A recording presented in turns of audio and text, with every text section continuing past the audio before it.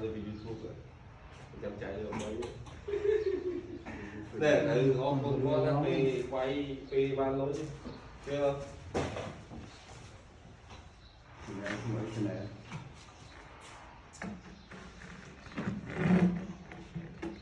ไปบ้านเราเลยก็ว่า